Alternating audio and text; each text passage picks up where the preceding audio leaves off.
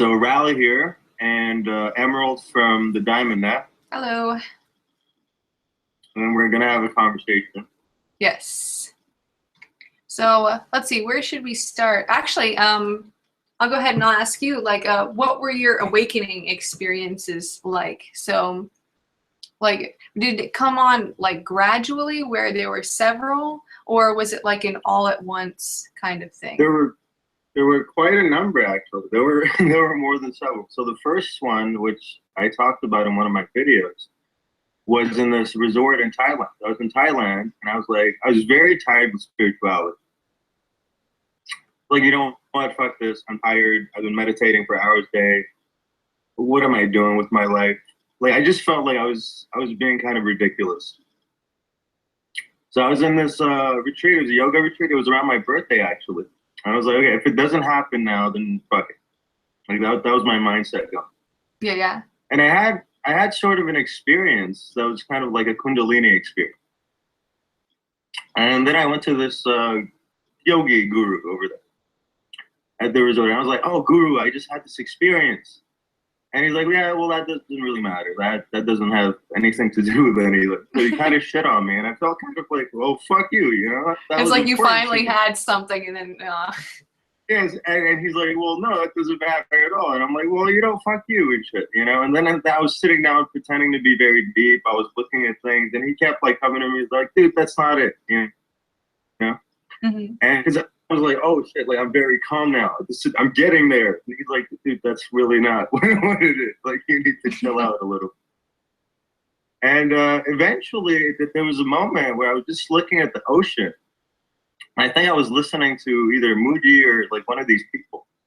And it was so simple. I started laughing. I was like, I'm a fucking moron. Like, it's so simple that it's always in your face. And I've been like running around and meditating and doing this and doing that. So everything just kind of drops. And then for about 2 to 3 days, I was just walking around. I think I looked kind of high to people because I wasn't talking to anyone at the resort. Normally, I'm fairly open and social. Yeah. I was walking around, and I was just like, everything seemed amazing. You know, everything seemed very, very cool. But I wasn't thinking in my head, hey, is this enlightenment? Or, oh, is this an awakening? Like, those questions became irrelevant at that point. I was just like, oh, shit is cool. This is really cool. You know? Yeah. And I was walking around, oh, this is very cool. I went here. I went to, like, a restaurant. I was just enjoying everything. And then after 2 days or something, I started listening to, I actually bought this book a while ago at that point. It's called The End of Your World by Adyashanti. So it's about post-awakening what life is. So I was like, okay, I'll start listening to it. And at a certain point of the tape, Adyashanti is like, well, you're going to get it and lose it. And the second he said that, I was like, oh, what's going on? I'm going to lose this? That's not no, grasping. Exactly. I'm like, oh shit, no, I don't want to lose it. And obviously, shortly after though, like a day after, I lost it. Yeah. And then again, I was trying to get it back. Then it came back, and then I lost it. And then I was trying to get it back, and then I lost it. At a certain point, there was just a very intense detachment, even from the experience, where I was like, well, I don't even fucking care. What am I doing? This is ridiculous. What am I looking for again? You know? Yeah. It comes, it goes. It's kind of outside my. So I just said okay, even to that, right? And this is still not what I would call enlightenment. This is I think what some people call drunk off empty, in Zen as an example. Because this intense detachment is not actually that good in my opinion. Mm-hmm. Like at that moment, if you walked up to me and you were like, "Hey, I'm gonna kill you," I'd be like, Like, it's not a good thing. That's actually how I kind of felt during my awakening experiences too. It was like, you know, I didn't want to die, but if it were to have happened, I would have been like, yeah, oh, okay. Like, that's cool. Like, nothing wrong with that. So, and I remember, like, everything seemed very unreal and dreamlike at that moment, or during those moments. I used to sit on my balcony, and I used to bite my finger, and I was like, dude, this is so weird, which is very crazy now that I think back, right? I literally bit it very hard, right? And multiple times, where I looked at rocks and I was like, this is ridiculous. In reality, just seemed ridiculous. Like this shit is here, right? Yeah, yeah. So that happened for a while, and then it got kind of like boring. Like it was a very numb experience, right? The experience of emptiness and whatever you want to call it, yeah, all that good shit. It was there, but it was very numb and boring, right? And then the next movement, this is what Adyashanti calls a movement outwards and a movement inwards. So in the beginning, you're trying to transcend, and it feels like you're transcending reality. You're going beyond reality. That reality is a dream, and it doesn't matter, and blah, blah, blah, right? The next movement is kind of like, okay, no, that's cool. I'm emptiness, whatever, all that good shit. But this shit is also here. Yeah, yeah. This shit is also here. And as that, I'm experiencing life here. So then there's a movement downward, and everything you transcended becomes accepted. And you're like, what? I don't need to transcend this. There's no need to transcend. Juice tastes very good. Yes. You know, or whatever. Whatever, like life is fine. There's nothing wrong with it. Because your whole spiritual journey, you're trying to get away. You're trying to transcend. You're trying to become special. You're trying to, it's always getting away from reality, which is like, it's kind of nonsense. Yeah, right? definitely. And the ultimate point should be the acceptance of reality as it is. Absolutely. And then at that point, things become interesting because you realize, yes, I am that, but also it's pretty cool. Yeah, yeah. And so that's what I would term personally, quote unquote, enlightened. Because some people have an awakening and they become very detached, and the ego is still it. The ego is holding on to this experience of awakening, of emptiness. And you're like, and there's a funny story about this actually. Sorry, I talk way too much. Oh no, no, Yeah. no, I'm very fascinated actually. There's a story I heard a while ago by Ken Wilber that made me laugh quite a bit because at the time I personally had a huge ego, like an enlightened ego. I was like, I'm emptiness. Da, da, da. And he's like, there are these two Christian mystics, like whatever you call them. And they're standing before Jesus, and they're like, "Oh God, you are everything. I'm nothing before God." With it, like they're saying all this, right? And then this janitor walks up, and he walks up, and he's like, "Oh God, you are everything. I'm nothing before God." And they look at each other and they laugh, and they're like, "Look who thinks he's nothing." You know, like, I'm the only guy that's nothing. So it's who like, do you think you are? yeah, but so.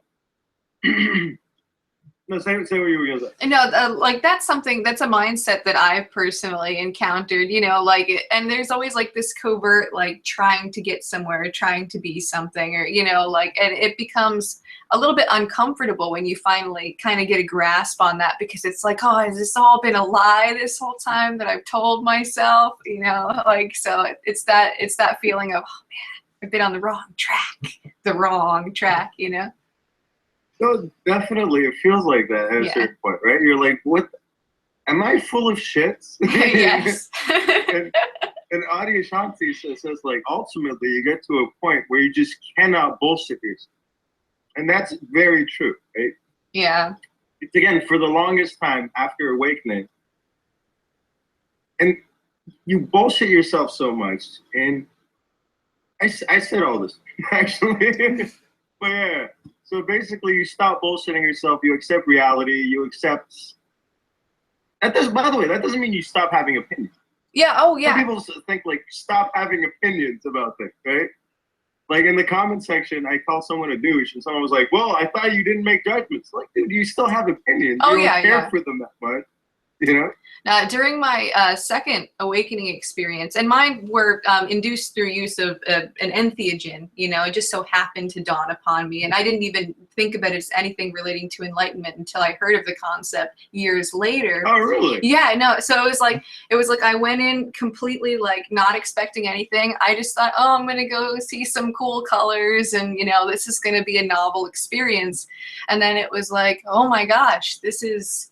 Like, I knew immediately, it was like what I'm experiencing right now is God, and I'm like whole and part of that, you know, like, so it was just, it was a lot more than I could handle at the time, because I was like 20. I had no idea about anything, and I was very anti-spiritual. I had severe allergic reaction to anything spiritual, and so it was. I was a hardcore atheist as well. Yeah. Like, years ago. Yeah, I was agnostic, leaning heavily atheist. I was like, maybe, but probably not. There's probably not some guy on the clouds. And then, you know, I would always look down on people who are like, oh, I saw God. It's like, yeah, sure you did. And then I had one of those experiences, and I'm like, I gotta be that person that's like, I saw God. And I'm still a little bit nervous. Like, I'm very reluctant to talk about this with people. But I kind of lost my train of thought from where I was. Having preferences and things. So like I was just overwhelmed with like the beauty of everything that was around me. And like I was in mundane places. I was under a tree during my first experience out in my friend Andrew's backyard. And then the second time I was at a house party. And, you know, at the time when I was at the house party, I had like this overwhelming urge, like I wanted to see my blood, you know, and I was like, oh, how beautiful, you know, it just felt like that was the right thing to do. And I'm like, yeah, but I don't also want to be bleeding, you know, so so I had a. So did you end up cutting yourself? No, I didn't, because I was like, okay, I recognize that that's probably not the smartest thing to do, because I don't want the consequences of it later, you know, so that whole thing comes up. Like I preferred not to have those consequences happen, just like I preferred not to die. If it were to have happened at the time, it was all right, but I would have preferred not to. And then I also thought, you know, I would really like to get naked and just go run in a field, but I also don't want to get arrested for indecent exposure, so I'll keep my clothes on, you know. So yeah, you still understand how things work, you know, because some people have this very unrealistic like image of enlightenment where like you don't even know who you are anymore. You walk around like, oh, what? I'm not a person. Oh, yeah. Yeah, no, it's definitely like the practical things. Like a lot of times I get people on my channel, it's like, no, I think you need ego to exist because it exists for like social interactions and this and that. And actually I would find that if I were in that state constantly, my social interactions would go so much better, because I'm not caring. I'm not caring how anything goes, and I'm just kind of flowing with it. And if I want to have something happen for me, I know the process for making that happen, and my emotions won't get in the way of it. Like, for example, if like, let's say I really wanted you to think I was cool or something because I have big ego, I would be like, oh yeah, well this and that. And then I have like this fear in the back of my head. It's like, what if he thinks I'm not cool? You know, but then it's like that whole mindset just completely gets chucked out the window, and you just take whatever comes, and usually it's pretty awesome. And it's crazy because that like I call it like the hidden agenda in the back of your mind. That's like always there. Oh yeah. I remember I used to go to a coffee shop, and I was like, I hope like this person at this coffee shop thinks I'm cool. Dude, they don't give a shit. Like, they really don't care. No, they don't. It's so crazy at some point, you know, and when that drops, you enter, I think psychologically they call it the flow state, right? Mm-hmm. And when you enter the flow state, you're just more natural. And people like that because you're not trying to sell them something. You're not like, dude, I'm like the best. So, like you need to realize. Yeah, exactly. Yeah, for me, like those mindsets haven't quite died in me yet, and it's just like. It's like, because I've seen what it's like to be without them, there's like this extreme like longing and grasping that I have to get back to that state. You know, whenever you had your, well, you were talking a little bit about this. Was there ever a feeling of like, just like, oh, I need that back. I need, you know. Yeah, there was. Whenever it wasn't there. That's exactly. That's like the only thing actually. Whatever I do very extremely. Mm-hmm. Like my whole life, like when I liked food, I became 270 pounds. It's like that. Everything I've done in my life, I've done very extremely. So when I started, let's say, the spiritual path, I was like meditating 4 hours a day. I was doing nothing else. Yeah. My social life was nil at that point. Like there was nothing. My buddies called me, hey, let's go out. Oh, no, I'm meditating. Like, are you fucking serious? You're meditating on a Friday night? What is wrong with you? But I'm like, no, I'm doing this. And it was mostly to get over a breakup, actually. Oh yeah. Yeah. So mostly it was just I was having girl problems. Well, that'll be a good catalyst. It'll push you right into the fray there. It definitely was. She became one of my students, by the way, Oh yeah. afterwards. So it's That's funny how cool. things turn out. It's pretty interesting. But yeah, so meditated for hours on end, blah blah blah. And when I finally got it, the second I lost it, that was literally the only thing on my mind. Like I'd be okay dying if I could get it back. Well, if I died, I wouldn't get it back. Yeah, yeah, exactly. No, I get what you're Yeah. saying. So I was constantly just all about that. For like, I think this the whole after the post awakening process, I think took like at least 8-9 months of me just having it, losing it, and in between being like, dude, I really want it again. I really want it again, Yeah. again. Until I was just like, dude, fuck it. Like, fuck it. This is ridiculous. And not on an intellectual level. It was just like, for some reason, one day it was just a drop it. It was just like, I just didn't care anymore. Yeah, I've heard that's a common experience, actually. I remember, like, I was listening to Adyashanti, actually, and I remember him saying that he just couldn't do it anymore. He just gave up, and that's when it hit him. Yeah, he was, where was he? By the bus or something, I think. He was sitting down. I forget what he mentioned. I do remember him saying, though, that he had just given up in that moment. I've seen that clip so many times, it's ridiculous. Oh, yeah? It's ridiculous, and I still don't remember everything. Oh my God, that was absurd. Like, I remember I used to watch videos for hours and hours and hours and hours on awakening and enlightenment. Those are my favorites. Other people describing their experience. Oh yeah. And I sat there. I'm like, that shit's gonna happen to me. That shit's gonna happen to me pretty soon. Yeah, for me, what I find is that oftentimes, because it's like, you know, I've gotten rid of so many things that, you know, I was previously illusioned by. Now I'm disillusioned with. And so my distractions and my little feel-good things are, you know, they're hard to come by. But I find that I have a strong attachment actually to the experiences themselves. And so oftentimes I'll listen to spiritual teachers just to feel a sense of comfort, like, oh, okay. Yeah, I just gotta remember. It's a real thing. Gotta remember that. Yeah, I gotta remember that there's something there, you know. And I'm so glad to have had those experiences, because it's like I don't think I would be so dedicated enough to continue on with the path, because it is so hardcore. It's really like a death of 1,000 cuts, trying to get rid of your attachments and trying to really, you know, like sort of just debunk all of the things that have meaning to you. It's can be so painful and so uncomfortable. And then it's like you have this natural recoiling almost to get away from the emptiness, from the meaninglessness. But then it's like you just have to go like straight into that and become aware of it. And it's, you know, if I didn't have those experiences and how awesome they were, like, it's like I probably would have given up, probably, most likely, I think. And you might have gotten it, actually. Yeah, I know, exactly.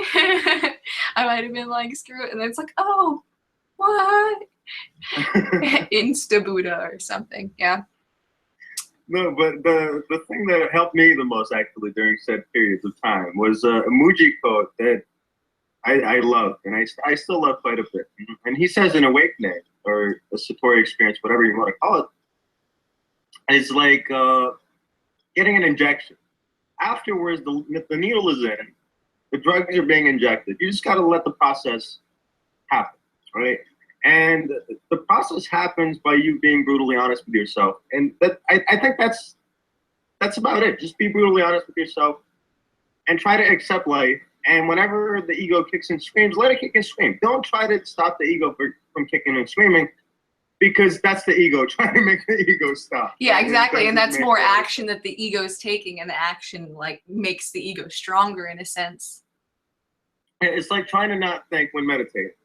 Like, what is that makes no sense. Yeah, it's almost like let me not think now. It's like, don't think about pink elephants from Denmark, and it's the only thing that's going to be on your mind.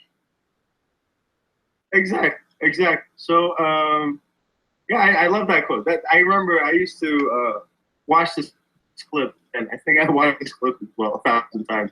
whenever I lost it, I used to walk around, and that just gave me a sense of comfort. It's like, no, it will come back, blah, blah, blah. So, well, it did for me, so I recommend the same for people. I forget what the clip is called. And there was another clip I used to watch quite a bit, which I loved. It's Avadhuta Gita. It's spelled Avadhuta Gita by Muji. He's basically reading a little snippet of it. Yeah, so I recommend watching that too. Very good. Yeah, definitely. I'll make sure that I go back in the video and I'll remember to look it up later. I haven't looked too much into Muji. I've only watched like little snippets from him here and there, but I've really enjoyed what I've seen so far. Muji's a great teacher, but the only problem with Muji is he doesn't understand that the people he's teaching are people sometimes. But I remember one woman like got up and asked him a question about physical pain. And she's like, I'm in a lot of physical pain, Muji. What should I do? And he's like, ask who's in physical pain. And I'm like, don't do that, Muji. She's in physical pain. Yeah. Don't Yeah. do that. Yeah, no, that seems a little bit extreme there. Yeah, it is. It is. Yeah. What's in there? Oh, here's one thing. So in both of my experiences, I had experienced it was basically kind of like if the ego were like a screen, like let's say that my face is like right up against the screen, like a TV screen. And then basically what my experiences did were enable me to kind of zoom out from the screen. So I was getting a little bit of space between myself and all of the internal happenings that I was used to identifying with. It wasn't as though I necessarily saw through my self-concept, but it was more so like, oh, that's not that important. You know, so it was a zooming out, and in that zooming out, so many more things were kind of allowed to be recognized in my experience. Like I had all of these traits that I had repressed coming up from childhood and all sorts of other things. And then there was this feeling and this sense that I was connected to everything that I ever needed to know ever. And I'm curious, is that something that you experience day to day? Like, I would describe it like at the time as like there was this flow of wisdom, like almost like a river that was constantly changing situation to situation, coming from my subconscious mind to my conscious mind. That was kind of how I understood it at the time. So is that something that you experience now? Okay, so it becomes way simpler and not as after a long time. So again, the first time it drops, it's very new. You've never experienced it before. So you're like, oh shit, the contrast, yeah. And you're just like, whoa, and it's bliss and it's amazing. After it unpacks totally, and after you drop all your ideas, it becomes the simplest thing ever. It's not like I'm always like, oh shit, like, that doesn't make sense. You can't always be like that. That's ridiculous. Yeah. But the ego is like it's there, but there's no attention or paid towards it. It comes up and then it dissolves immediately because no one is grasping onto it. But that feeling of oneness is always there. Oh, yeah. That feeling of oneness, that feeling of, let's say, emptiness, the thing that the oneness is within is always there, right? But again, even that becomes way simpler. That it's not always like, oh, everything is one. It's just, well, yeah, everything is one. I'm going to walk around. I'm going to have some juice, and then I'm going to go to sleep. Get acclimated to it. Oh, that's actually, that touches on one of my big fears is like, oh no, what if it actually was enlightenment and now it's just like I've gotten used to it and it sucks. Like I think that this is like an unfounded fear, but it's still one that. Oh, are you there? Hello. You there? And I think you're getting cut off again. Oh no. Yeah, I'm here. Okay. Yeah, no, but so there's this fear that I have that, oh no, what if that was the real enlightenment and I've just gotten used to it and it sucks. And I know that this is not the case, but it's still a fear in the back of my head. Well, the way I put it is if you still care about the concept of enlightenment, then you're not. Oh yeah, definitely. Definitely not enlightened for if sure. You're still trying to chase an idea. Because like, again, I always say the last thing that needs to drop is your idea of enlightenment. Because the idea of enlightenment, even though like most teachers, 90% of them are like, dude, it's not that sexy. Like it's not what you think. It's actually very simple. right? Your mind hears that and it goes like, no, but it's like pretty sexy though, right? Like, I think it's pretty sexy. And like, no, dude, it's very simple. I think it's pretty sexy though. You know? You don't accept some of the things that people tell you. Like, I remember, like, most of the things I'm experiencing now, I heard years ago, or a year and a half, 2 years ago. But I didn't listen. I just listened to the parts I wanted to, right? Oneness. Good shit. Emptiness. Yeah, that's the thing. Yeah, you know. So when like audio was like, dude, it's very simple and like it's nothing special and it doesn't add any value to you and you don't become any better for it, right? I was like, well, no, fuck that. I will become better. You don't know, Arisha. Oh yeah. Yeah, definitely. Yeah, that's one thing is like I actually just recorded a video. And this is something that's occurred to me just fairly recently, and it's something that I'm trying to like drive through my thick skull, like that I shouldn't be seeking enlightenment. I should just be seeking what's true, you know? Because ultimately, when it comes to enlightenment, that's just an idea, and that's something that's out here, and it has to be directed back inward at the awareness. And so that's very true. That's very true. Like I don't know if you watched the video I did on mindfulness. Like the funny thing about mindfulness or appropriately being present is like, oh, you got to be present. Immediately present becomes an idea that's out there and you're going out there trying like, to where do you find this present moment thing? Yeah. Where is it? Well, it's right. It's here. Like you're there. You don't need to do anything. The only thing is, again, I think that one of the best quotes on this is I actually put it up on my Facebook today. What was it?